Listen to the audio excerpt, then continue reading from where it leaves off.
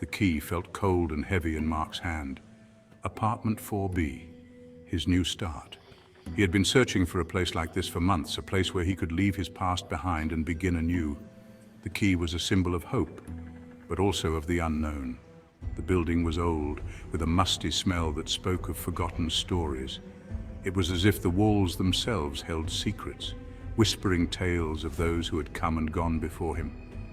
The vintage charm of the place was undeniable, yet it carried an eerie undertone. He entered the lobby, his footsteps echoing in the silence. The emptiness of the space made him feel both small and significant, as if he were stepping into a different world. The lobby was dimly lit, casting long shadows that danced on the walls. Behind a chipped counter sat the receptionist, her face half hidden in the shadows. She seemed almost like a part of the building, an ancient guardian of its mysteries. Her eyes followed him with a mix of curiosity and caution. "Don't lose these," she rasped, her voice like dry leaves. "And one more thing." Her eyes narrowed, and her expression grew serious.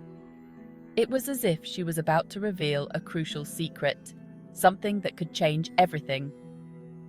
"That door at the end of the hallway, the one with no number, stay away from it." Her words hung in the air, heavy with warning. The hallway seemed to stretch endlessly, the door at the end shrouded in darkness. "What door?" Mark asked, confusion evident in his voice. He hadn't noticed any door without a number, and the warning seemed both strange and unsettling. The receptionist just shook her head, a shiver running down her spine. It was clear she didn't want to say more, and her unease was palpable. Mark felt a chill run through him, sensing that there was more to this place than met the eye. "Just a bit of advice," she muttered, turning away. Her words were barely audible, but they carried a weight that Mark couldn't ignore. He knew he had to be cautious, for this new home held secrets that were yet to be uncovered. That night, Mark unpacked boxes, his mind replaying the receptionist's warning. The words echoed in his head, refusing to be ignored. The door with no number, what was behind it? The mystery gnawed at him, a puzzle he couldn't leave unsolved. He tried to dismiss it, but curiosity gnawed at him. It was like an itch he couldn't scratch, a whisper in the back of his mind.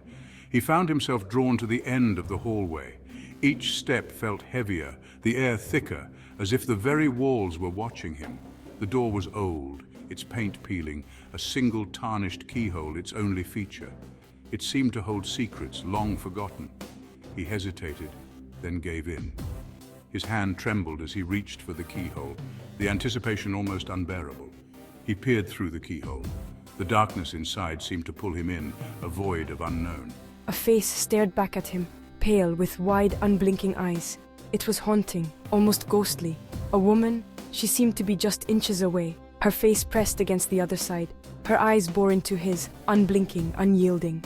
Mark stumbled back, heart pounding. The image of the pale face burned into his mind, a chilling reminder of the unknown. Sleep evaded Mark that night. The pale face, the wide eyes haunted his dreams. Who was she?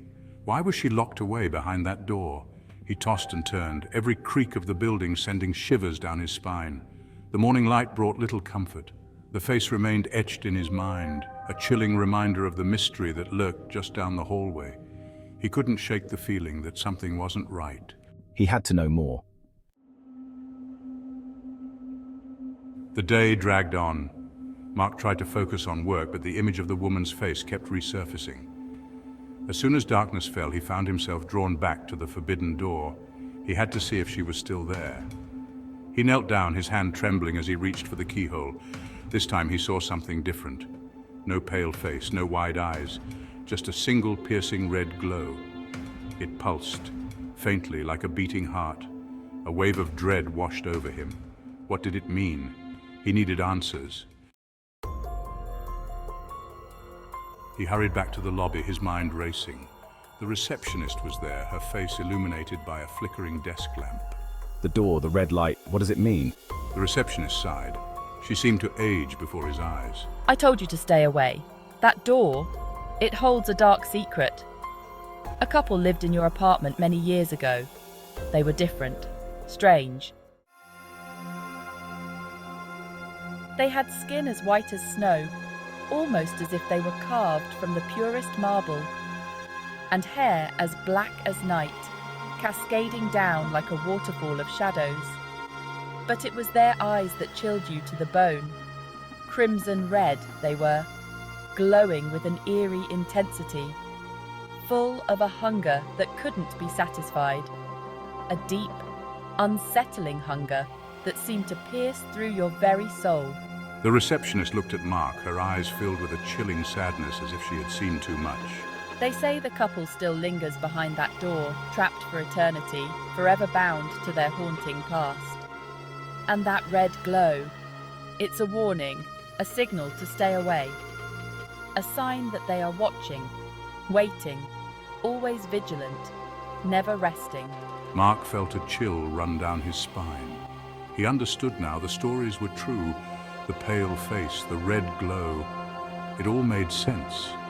The legends were real. He was living next door to something ancient and evil, something that defied time and logic.